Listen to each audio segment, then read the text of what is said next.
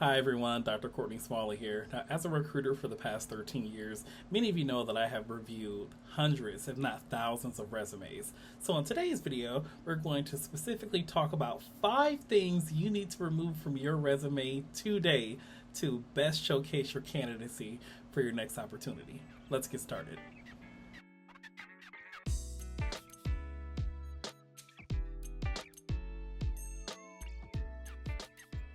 Welcome back, everyone. So, again, we're discussing the 5 things that you should be removing from your resume, starting with the very first one, removing white space.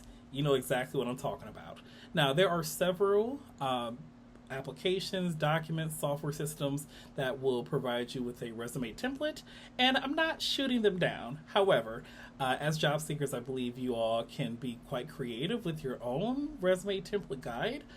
You don't have to depend solely on the resume template. When you do that, oftentimes those documents that they give you have a lot of white space. And as a recruiter, I find that very distracting. One of the things you can do to get around this is play around with the layout settings within your document. So if we're using, let's say, Microsoft Word, for example. Typically, a lot of the documents will be 1-inch margins. One of the things that I do for my own resume is to change it from the 1-inch margins to the narrow margins.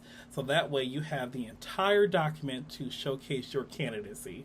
Again, I want to make sure that if the employer asks you for one full page, you are utilizing every piece and part of that corner on that resume to showcase your candidacy for that job.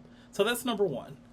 Number two, removing your high school information. Now, I will be honest, I have some clients who are relatively younger. Perhaps they are just now starting their collegiate careers, and they can only lean on their high school experiences, which is acceptable for that population. But for many of you, let's say if you graduated high school almost 10 years ago, when I look at your resume, it's not that your high school diploma isn't important to me. I'm fine if you were to leave it there. But if you are listing perhaps your volunteer work or community service work when you were in high school, that is not relevant anymore. I'm going to strongly encourage you all to get involved in your community now, because perhaps your passions have changed and maybe you want to spend your time volunteering with specific organizations, or perhaps you want to get involved more locally in your area. I want to strongly encourage you all to remove your high school information, specifically if you are someone who's been in the workforce for at least the past 5 years. And now we're at number 3. Now, this is one of my personal pet peeves, everyone. So, never write your resume sections with just one bullet point. So, let's say, for example, you work at a department store, and your title is an associate. And in that first bullet point, you say that you were responsible for putting away merchandise, inventory, what have you. And you end it there and move on to the next position or the next job that you've had. As a recruiter, I'm always looking for more detail. Perhaps I've never heard of this department store. Maybe I don't know what an associate is. It's your job as a job seeker to give the recruiters way more information, and it's sometimes impossible to do that if you only provide us with one bullet point. Again, I would say a good best practice is about 3 to 4 per position that you have on your resume. I know oftentimes several of you reached out to me about perhaps the length of your resume, but again, if you are using a smaller size font, in addition to moving your margins to the narrow margins, that should give you more space to showcase your candidacy and provide more bullet points for the positions that you do have. All right, everyone, now we're on number 4. So here is where several of the recruiter colleagues that I have are quite split. Adding references to your resume. I'm going to lean on those who recommend that you do not have them in your resume. Here's why. When you apply to any position, sometimes within the applicant tracking system, we're going to ask you directly, can you provide references for folks who can speak to your candidacy? By placing it on your resume, you could essentially have that space for other things, such as your education, your involvement, perhaps projects that you've done. I don't want to use that space for references, because there's going to be other places where we're going to essentially provide that. I know sometimes within job postings, they're going to ask you, hey, can you specifically add your resumes to your cover letter, to your resume? If they give you specific instructions to do that, then I would, But if they do not have that anywhere in the job posting, I always recommend that you leave your references out.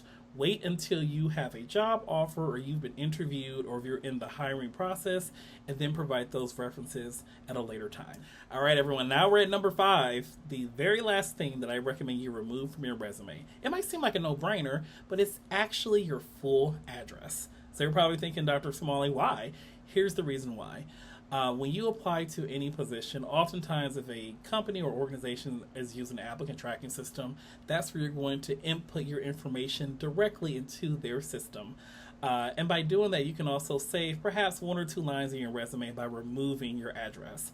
And I will be honest, everyone, not all recruiters are created equal. Throughout my career, there have been recruiters that I've worked with who have specifically typed in your address to see your residency details, to see the size of your home, and based off what they saw, they would determine if they would move you forward in the hiring process or not. Again, I am not a recruiter who follows that practice, but it is something that does come up quite a bit, and we also want to ensure your safety. So keep in mind, if you decide to keep your full address in the applicant tracking system, or when you submit your resume to that employer, they're going to likely ask you information about your address anyways, specifically once you start filling out your I-9 documentation.